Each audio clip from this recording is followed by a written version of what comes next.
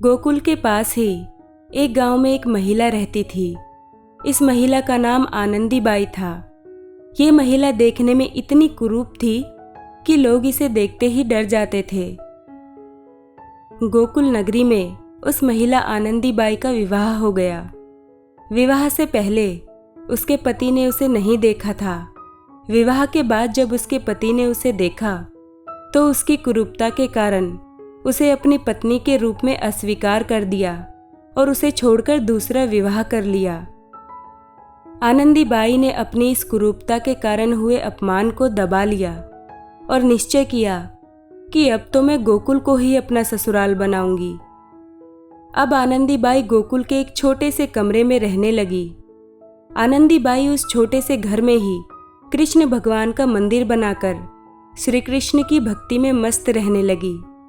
अब वो सुबह शाम घर में विराजमान श्री कृष्ण की मूर्ति के साथ बातें करती, रूठ जाती और फिर उन्हें मनाती। वो दिन भर साधु संतों की सेवा करती और सत्संग सुनती। इस तरह साधु संतों की सेवा और श्री कृष्ण की भक्ति में उसके दिन बीतने लगे। एक दिन की बात है, गोकुल में गोपेश्वर नामक जगह पर श्री कृष्ण लीला का आयोजन निश्चित किया गया था। इसके लिए अलग अलग पात्रों का चयन हो रहा था। संयोग से जब पात्रों का चयन हो रहा था उस समय आनंदी बाई भी वहां मौजूद थी।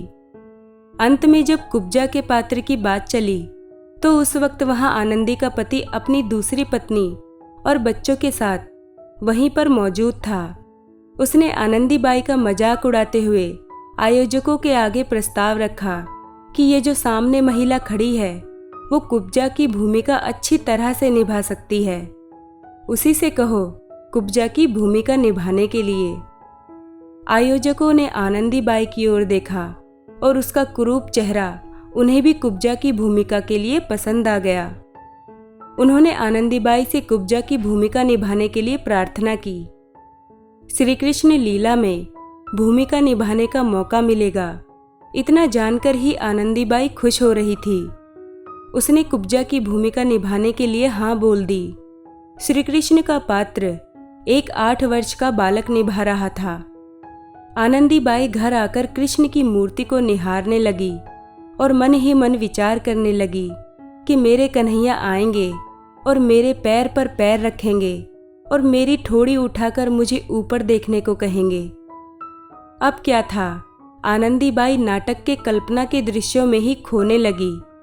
आखिरकार श्री कृष्ण लीला को रंगमंच पर अभिनृत्य करने का समय आ ही गया। लीला देखने के लिए बहुत से लोग एकत्रित हुए थे। श्री कृष्ण का मथुरा गमन का प्रसंग चल रहा था। नगर के राजमार्गों से श्री कृष्ण गुजर रहे थे कि रास्ते में उन्हें कुब्जा मिली।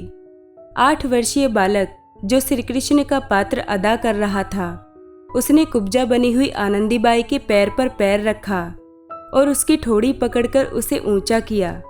किंतु ये कैसा चमत्कार था, कुरूप कुब्जा एकदम सामान्य नारी के स्वरूप में आ गई थी। वहां पर मौजूद सभी दर्शकों ने इस प्रसंग को अपनी आंखों से देख रहे थे। आनंदी बाई की कुरूपता का पता सभी को था, लेकिन अब उसकी कुरूपता बिल्कुल गायब हो चुकी थी। ये देखकर सभी लोग अपने दांतों तले उंगली दबाने लगे। आनंदी बाई तो भाव विभोर होकर अपने कृष्ण भक्ति में खोई हुई थी। उसकी कुरूपता नष्ट हो गई। ये जानकर कई लोग उसे देखने के लिए उसके घर पर आने लगे, लेकिन इस सबसे आनंदी बाई को थोड़ा भी फर्क नहीं पड़ रहा था। वो एकदम बिल्कुल अपने श्री कृष्ण की भक्ति में खोए रहती थी। अगर कोई कुछ भी पूछता तो बस एक ही जवाब सभी को मिलता कि मेरे कन्हैया की लीला मेरे कन्हैया ही जाने। आनंदी बाई ने इसके लिए अपने पति को धन्यवाद देने से पीछे नहीं हटी, क्योंकि यदि उसकी कुरूपता के कारण उसके पति ने उसे छोड़ न दिया होता तो श्री कृष्ण में उसकी भक्ति इतनी कैसे जागती। श्री कृष्ण लीला में कुब्जा के पात्र के चयन के लिए उसका नाम भी तो उसके पति ने ही लिखवाया था। इसके लिए वो अपने पति को आभार मानती थी। आनंदी बाई हमेशा अपने पति और कृष्ण भगवान को धन्यवाद देती थी। दोस्तों, यह कहानी हमें क्या सिखाती है?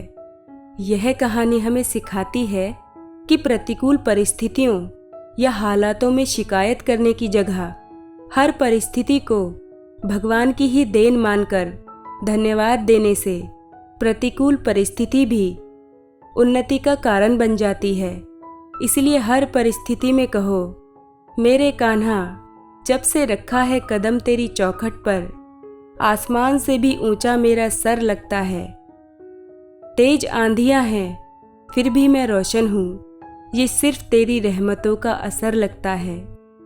हर परिस्थिति को भगवान की ही देन मानकर उसे धन्यवाद देना चाहिए। ऐसा करने से विकट समस्याओं का भी समाधान हो जाता है।